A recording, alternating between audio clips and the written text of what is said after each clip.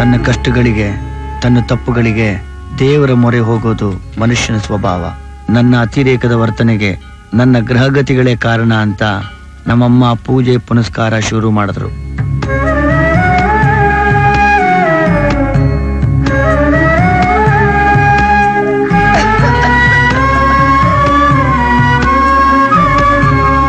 ನೀನು ಬದಲಾಗ್ಬೇಕಪ್ಪ.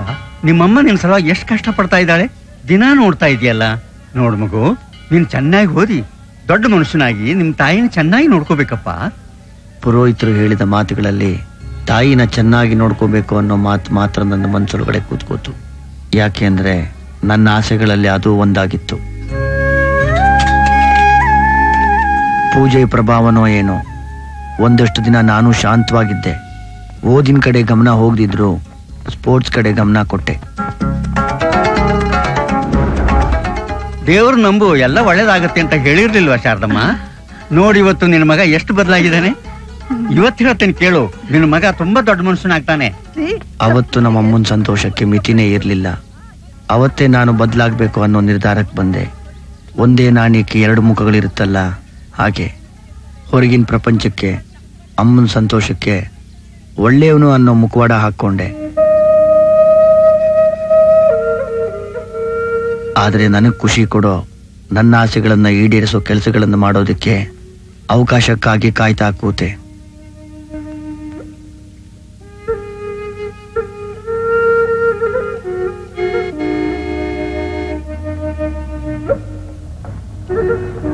ಆ ಅವಕಾಶ ಮಂಜಿನ ರೂಪದಲ್ಲಿ ಬಂತು.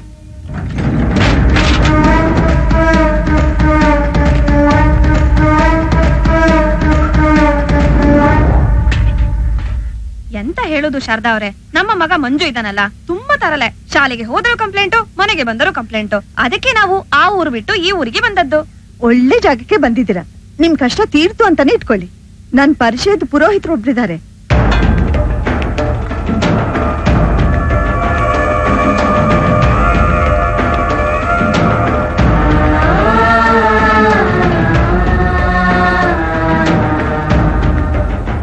ಏನೋ ಇಸ್ಪಿಟ್ ಆಡಕ್ ಬರುತ್ತಾ?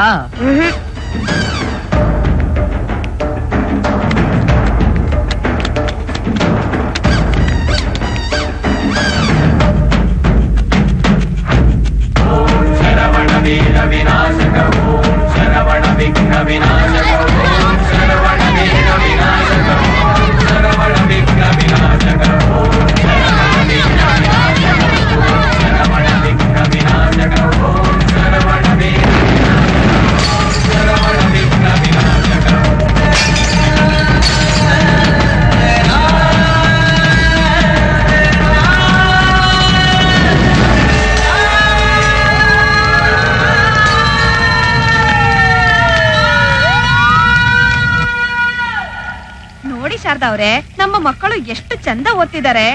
ಮತ್ತೆ ಪೂಜೆ ಮಾಡಿಸ್ಲಿಲ್ವಾ?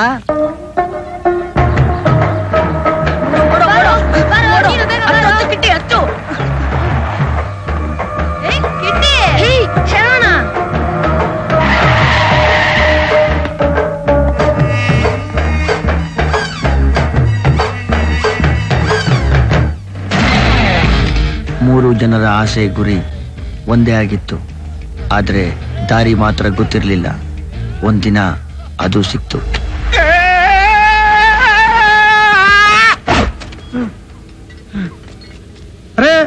ಫೈನಾನ್ಸ್ ನಾಯ್ಡು ಅಣ್ಣ. ನೈನಾ ಸಾಲ ಕೊಡಿ, ದುಡ್ಡು ವಾಪಸ್ ಕೇಳಿದ್ರೆ ಕಿರಿಕ್ ಮಾಡ್ತಾವ್ರೆ.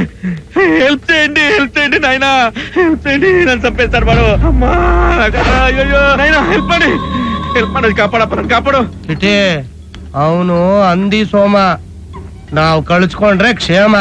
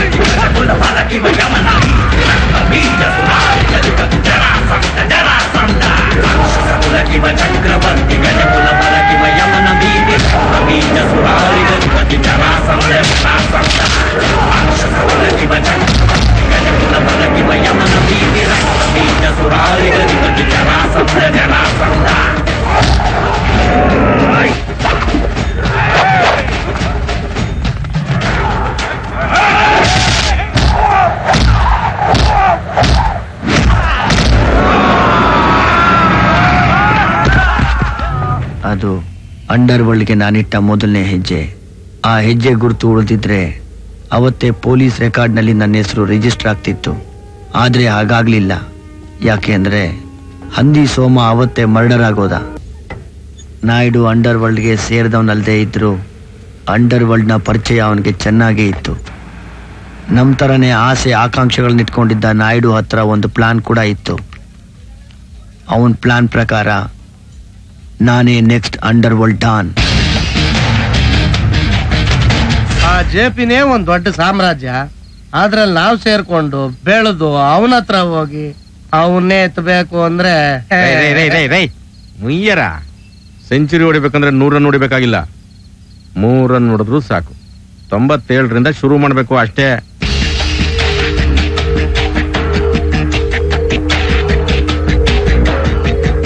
ಅರ್ಥ ಆಗ್ಲಿಲ್ವಾ?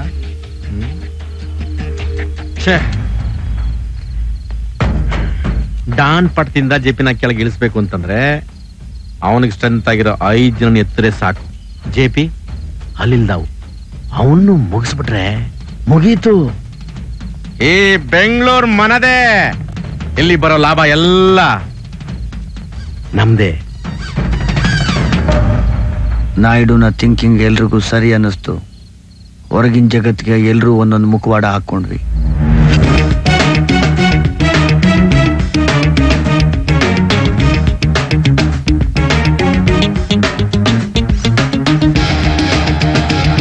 ನಾಯ್ಡು ಜೊತೆಲಿದ್ದ ಚೇತನ್ ಮತ್ತೆ ಶರತ್ ಕೂಡ ನಮ್ಮ ಗ್ಯಾಂಗ್ನ ಸೇರ್ಕೊಂಡ್ರು.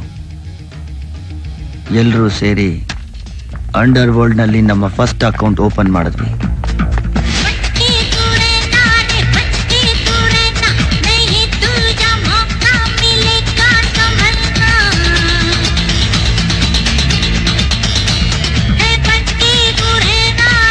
ಕೊಠಾರಿ ಜೆಪಿಯ ಕ್ಲಬ್ಬು, ಪಬ್ಬು, ಬಾರು, ಡಿಸ್ಕೋತೆಕ್ಕು, ಲೈವ್ ಬ್ಯಾಂಡ್ ವ್ಯವಹಾರಗಳನ್ನೆಲ್ಲ ನೋಡ್ಕೊಳ್ತಿರೋ ಆಸಾಮಿ. ಜೇಬಲ್ಲಿ ಯಾವಾಗ್ಲೂ ಗನ್ ಇರುತ್ತೆ. ಓಡಾಡೋ ಕಾರು ಬುಲೆಟ್ ಪ್ರೂಫ್. ಹಿಂದೆ ಮುಂದೆ ಸದಾ ಗ್ಯಾಂಗ್ನವ್ರು ಫಾಲೋ ಮಾಡ್ತಾನೆ ಇರ್ತಾರೆ. ಆದ್ರೆ ಒಂದ್ ಜಾಗ ಬಿಟ್ಟು ಕೊಠಾರಿ ತನ್ನ ಕೀಪು ಸಿನಿಮಾ ಹೀರೋಯಿನ್ ನಿಶಾ ಮನೆಗೆ ಹೋಗ್ಬೇಕಾದ್ರೆ ಮಾತ್ರ.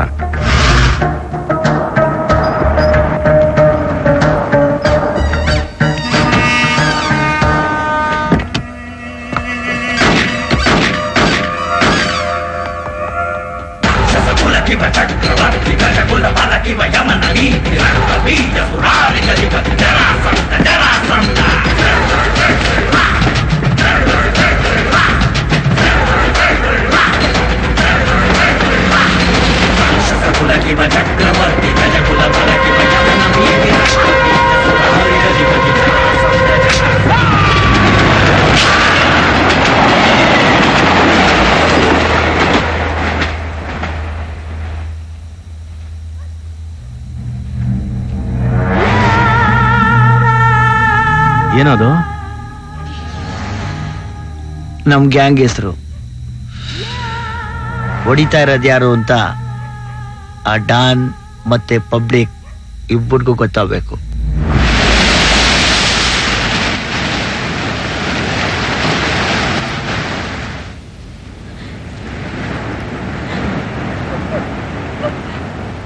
ನೀನು ನನ್ನ ಲೈಫ್ನಲ್ಲಿ ಬರಬಾರ್ದಿತ್ತು. ಹೃದಯದ ಹತ್ರ ಅಂತೂ ಬರಲೇಬಾರ್ದಿತ್ತು. ಆದರೆ ಏನು ಮಾಡೋದು? ಬಿಸ್ನೆಸ್ ಥರ ಪ್ರೀತಿನ ಪ್ಲಾನ್ ಮಾಡೋಕ್ಕಾಗೋಲ್ವಲ್ಲ. ಚೆನ್ನಾಗಿ ಬದುಕಬೇಕು ಅಂತ ಒಬ್ಬೊಬ್ಬರು ಒಂದೊಂದು ಕಸಬು ಮಾಡ್ತಾರೆ. ನಾನು ಈ ಕಸಬು ಮಾಡ್ತಿದ್ದೀನಿ ಅಷ್ಟೇ. ನನ್ನ ಜೊತೆ ಜೀವನ ಪೂರ್ತಿ ಇರ್ತೀಯ ಅಂತ ಇದನ್ನೆಲ್ಲ ಹೇಳ್ತಿದ್ದೀನಿ. ಹಾಗಂತ ನಾನು ನಿನ್ನ ಬಲವಂತ ಮಾಡೋದಿಲ್ಲ. ಹಾಗೆ ನಿನ್ನನ್ನು ನನ್ನಿಂದ ದೂರ ಹೋಗೋದಕ್ಕೂ ಬಿಡೋದಿಲ್ಲ.